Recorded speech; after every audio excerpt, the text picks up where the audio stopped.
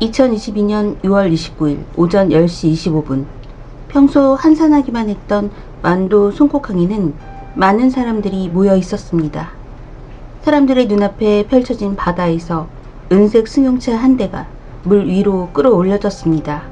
바로 전 국민이 찾고 있던 실종된 일가족이 타고 있던 차였습니다.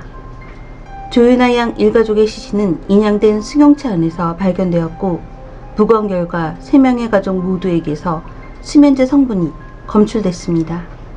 5월 24일 경찰은 실종된 사람들의 제보를 받아서 그중 한 사람의 사진을 공개했는데, 그 주인공은 10살의 조윤아 양이었습니다.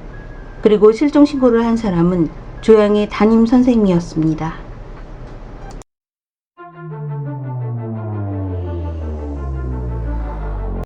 안녕하세요. 저는 미스터리한 사건과 사고를 전하는 크리스비 사건부입니다. 광주의 한 초등학교 5학년에 재학 중이었던 조윤아 양과 부모는 조양이 다니던 학교에 2022년 5월 20일부터 6월 15일까지 제주도 한 달 살기를 목적으로 체험학습 신청을 했습니다.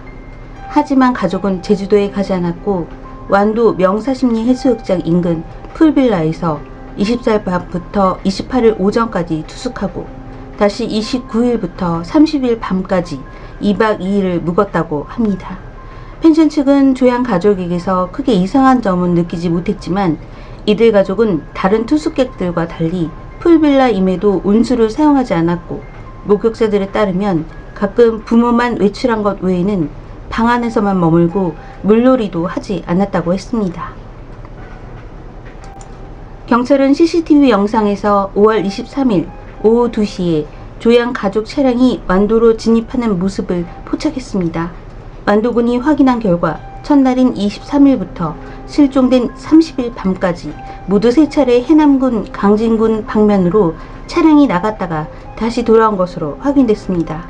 5월 31일 오전 1시경 조양과 어머니의 휴대전화가 전라남도 완도군 풀빌라 부근에서 꺼지고, 3시간 뒤 오전 4시경 3.6km 떨어진 송곡 선착장 인근에서 잠시 후 체류했는데, 이때 아버지의 휴대폰이 꺼졌습니다. 이후 생활 반응이 사라지면서 가족은 실종됐습니다. CCTV에는 가족이 완도군 풀빌라를 떠나기 전 2차례에 걸쳐 분리 배출을 꼼꼼히 한 정황도 확인되면서 생존된 모습으로 찾을 수 있을 거라 추측하기도 했습니다. 하지만 조양 일가족의 실종에 대한 신고는 상당히 시간이 지난 뒤에야 이루어졌고, 3주일 동안 연락이 끊겼는데 가족, 친척, 지인 등 그 누구도 실종 신고를 하지 않았습니다. 조양이 체험학습 기간이 종료된 이후에도 학교에 등교하지 않는 것을 이상하게 여긴 학교 측에서 신고하고 나서야 가족이 실종된 사실이 세상에 드러났습니다. 조양의 담임 선생님은 조양 부모에게 연락해봐도 통화가 되지 않았고, 조양의 집을 방문해도 집에 사람이 없자 결석 6일째인 22일 신고를 했습니다. 학교의 신고 이후 수사를 진행하던 경찰은 24일 조양 가족의 거주지인 광주 남부와 완도군의 실종 경보를 발령하고 조윤아 양의 신원과 조양 가족의 차량 정보를 공개했습니다. 조양의 아버지는 컴퓨터 판매 관련 자영업을 하던 중 2021년 7월 폐업했고, 어머니도 그 무렵 일하던 콜센터를 그만뒀습니다. 이후 재취직도 하지 않아서 거의 1년 가까이 재직 중인 직장과 사업체가 없는 무직 상태였습니다. 경찰이 조양의 집에 찾아가 보니 경제적으로 어렵게 살고 있다는 게 느껴질 정도로 집안이 엉망이었다고 전했습니다. 조양의 집의 우편함에는 각종 청구서, 카드대금 도축장, 법원 특별 우편 송달 등이 쌓여있는 것으로 확인되었고, 범죄 정황은 딱히 파악된 바가 없으며 수면제와 암호화폐, 조수시간 등을 검색한 기록이 나왔습니다. 게다가 조양 가족이 펜션을 예약한 날은 루나코인이 거의 100% 가까이 대형 폭락을 한 지 일주일도 채 지나지 않은 시점이기도 했습니다. 경찰이 조사한 CCTV에는 처음에는 조양 가족의 은색 아우디 A6 차량이 완도를 나가는 모습은 포착되지 않았고, 그렇다고 그들이 배를 탄 기록도 없었습니다. 그런데 3주가 넘도록 휴대전화 사용, 카드 결제 및 현금 인출, 인터넷 사용 기록이 단 한 건이 없었습니다. 가족 중에서 한 명도 아니고 3명 모두 소식이 없는 상황이니 더더욱 의심스러웠는데 생활고로 인해 자녀를 죽인 후에 스스로 목숨을 끊는 것으로 제기하는 의견이 많으며 경찰도 그럴 가능성을 배제하지 않았고 바닷속을 수색하기 시작했습니다. 2022년 6월 26일 해경도 경찰의 공조 요청에 따라 조양 가족의 마지막 생활 반응이 나타난 송곡항 일원에서 헬기와 연안 구조정을 동원해 해안가와 바닷속 수색을 진행하기 시작했습니다. 경찰은 200여 명을 동원해 해안과 인근 마을, 야산 등을 수색 중이며 조양 가족의 차량이 바다로 추락했을 가능성이 있다고 보고 드론 2대, 헬기, 수중 탐지 장비가 장착된 해경의 경비정을 투입했습니다. 광주 남부경찰서가 압수수색 영장을 발부받고 관련 수사에 들어갔습니다. 28일에 경찰이 송곡항 인근 방파제 앞바다 바닷속에서 일가족의 차량으로 추정되는 아우디 로고가 있는 라디에이터 덮개 일부를 발견했고 이후 가두리 양식장 아래 바닷속에서 전복된 가족의 차를 발견했습니다. 차는 수심 10m에서 전복된 채 털에 반쯤 잠겨 있었으며 트렁크는 열려 있었고 여행용 가방, 제주공항 면세점이라고 쓰인 손가방, 옷가지, 목베개 등을 건져 올렸습니다. 29일 오전 10시부터 차 인양이 시작됐고 차량이 물 밖으로 드러났습니다. 운구차 세대가 현장에 미리 도착했으며 이후 시신 3구가 발견됐습니다.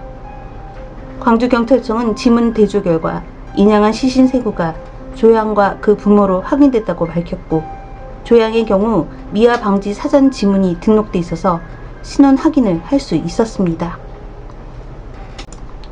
6월 30일 시신부검 결과에 의하면 사인을 알 수 없다고 했는데 경찰은 부검으로부터 사인은 불명하지만 익사 가능성을 배제하지 못한다는 내용을 전달받았습니다. 라고 밝혔습니다. 다만 시신 3구 모두 제3자나 외부인에 의한 범죄 흔적 외상은 없는 걸로 밝혔으며 차량에서 유서도 발견되지 않았습니다. 7월 13일 국가수에 따르면 부검 결과 아버지를 제외하고 조양과 어머니의 체내에서 수면제 성분이 검출됐다고 밝혀졌습니다. 얼마나 복용했는지는 추가적인 조사가 진행 중이며 차량의 사고 기록 장치와 블랙박스 복원 결과 부부의 대화를 토대로 극단적인 선택임을 잠정 결론 내린 것으로 알려졌습니다. 블랙박스에 담긴 마지막 말이 이제 묻혔다 라는 말이었고 이후 시속 35km로 달려 바다로 빠졌다고 합니다. 2022년 8월 2일 광주 남부경찰서는 조양에게 수면제를 먹이고 극단적 선택을 한 혐의를 받는 조씨 부부에 대해 공소권 없음으로 처분하고 사건을 종결했습니다.